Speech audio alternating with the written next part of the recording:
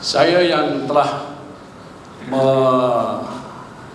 mencari nama yang dianggap agak sesuai, mungkin ingat sejarah lampau ada waktu dulu dipanggil Perikatan, tapi sebenarnya tidak ada kaitan dengan itu.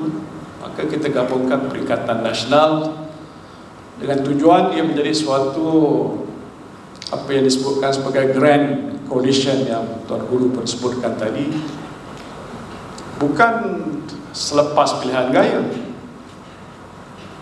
macam mana biasa, tetapi luar biasanya ialah selepas pilihan raya, tempoh 2 tahun berlaku krisis, maka terbentuklah sebuah kerajaan yang ianya adalah berpandukan pada Perlembagaan Persekutuan. Saya nyatakan ini sebuah fakta-fakta yang semua sudah maklum. Jadi oleh sebab itu kerajaan ini tidak mempunyai manifesto. Bagus juga tidak ada manifesto. Boleh buat apa saja yang saya suka. Pasal ada yang dahulu ada manifesto tapi tak dapat dilaksanakan disebabkan tak jangka dia menang pilihan raya pada waktu itu. Cerita yang lalu lah. Ataupun bentuk aku janji yang biasanya dibentangkan pada rakyat semasa kempen pilihan raya. Jadi tanpa manifesto saya fikir agak sukar untuk saudara dan saudari nak menilai pencapaian kerajaan. Pasal tidak ada satu benchmark. Tak tahulah dalam perbincangan pada hari ini tak berapa benchmark yang digunakan. Yang ini dah sampai 80% ke ini baru 30%. Wallahualam. Janji-janji mana pula yang telah pun tertunai? Kerana saya tak pernah berjanji, tapi saya tunaikan juga walaupun tak dijanjikan. Dan ini telah pun kita tidak boleh kita senaraikan. Namun ini tidak bermakna bahawa saya boleh melakukan apa saja secara sewenang-wenangnya.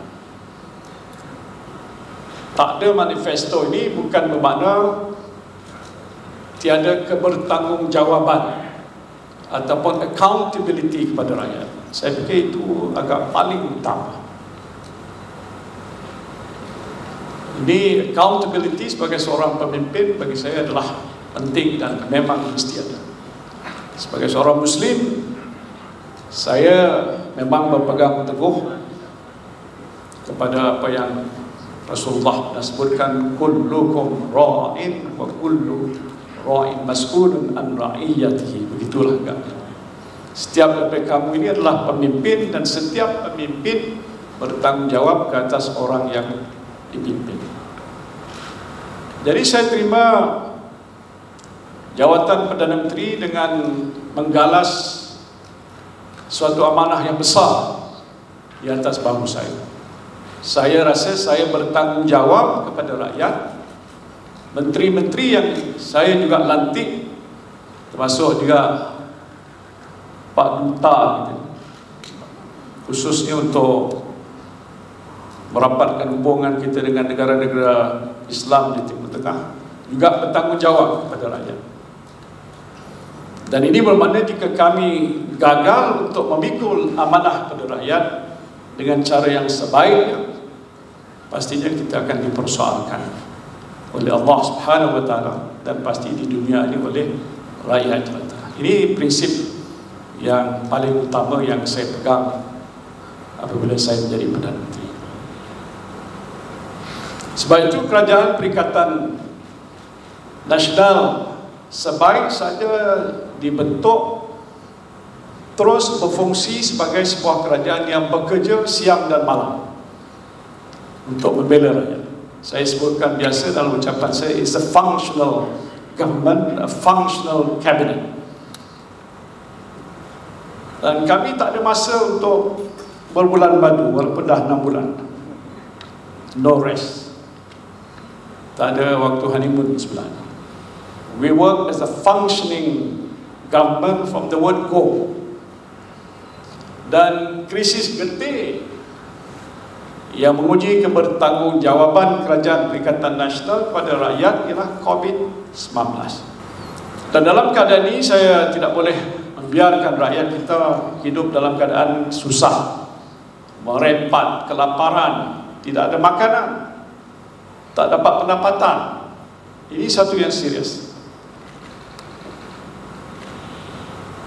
I have to ensure that all of you have roof on your head and food on your table. Sebab itu saya telah minta Menteri Keuangan pada waktu itu yang ada sekarang ini supaya cari duit. Berapa banyak yang ada. Pentadbiran PS dahulu mengumumkan pakej ransangan 20 bilion. Cukup besar lah tu waktu itu. Tapi saya tak dapat nak sampai hati kata nak beritahu rakyat yang kerajaan tak ada duit. Orang tak percaya kalau sekarang pun saya kata tak ada duit, macam mana boleh dapat cari duit? Tapi Menteri Keuangan saya, Tengku Zafrul, beritahu, dia kata, yes sir, we have the money. Saya tak tanya awak curi ke apa. Karena kita perlukan satu jumlah yang memang besar. Dan sekarang tuan-tuan pun sudah tahu berapa jumlah. 295 bilion. Pakej suntikan fiskal saja 45 bilion. Ini tak pernah berlaku, tetapi bagi kita itu suatu langkah yang amat diperlukan dalam keadaan ekonomi kita yang hampir rosak dan musnah. Dan wang inilah yang digunakan oleh kerajaan untuk menyediakan pelbagai bentuk bantuan kepada rakyat melalui pakej-pakej ransangan ekonomi yang semuanya saya sebut tadi adalah satu nilai yang besar, 295 bilion. Dan saya kira ramai yang telah pun mendapat manfaat daripadanya. Saya turun sebagai contoh baru ini ke Sabah dan pergi ke banyak tempat, termasuklah di Sandakan, turun ke bawah, jumpa dengan ramai pengusaha, orang biasa, dan bagaimana mereka dah dapat bantuan.